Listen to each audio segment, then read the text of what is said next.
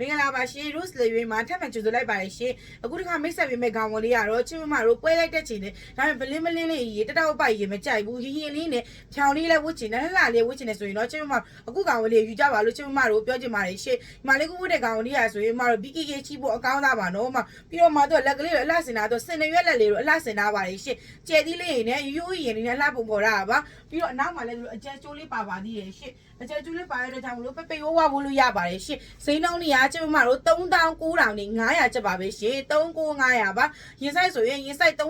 36လောက်နေစဖို့လို့ရပါပြီရှင်ရင်ဆိုင်46လောက်ထိဖို့လို့ရပါတယ်နော်မစိမ်းနှောင်းနေရ3900နဲ့900ပါအယောင်ကာလိုက်ရ300လောက်ပါမယ်ရှင်ညီမလေးကဝတ်တဲ့အယောင်လေးဆိုအနီရောင်လေးရပါမယ်ဒါလေးဆိုရင်ကြောက်စိမ်းရောင်လေးရပါမယ်ရှင်ကာလိုင်းကြောက်စိမ်းလေးပါဒါလေးကကျတော့ပန်းရောင်လေးရပါမယ်ကာလိုင်းပန်းလေးအယောင်ကာလိုင်း300ရပါမယ်ရှင်ကဲဒါဆိုကျမတို့ပွက်တဲ့မရေဆိုရင်တော့ရေဈေးလက်တန်ရပဲပစ္စည်းလက် quality ကောင်းဘိုးလိုလည်းကောင်းမဲ့ကောင်းဝင်လေးလိုချင်နေဆိုရင်တော့ညီမတို့ရဲ့ rose တွေမှာအခုပဲကျမတို့ highlight ပါနော်မတို့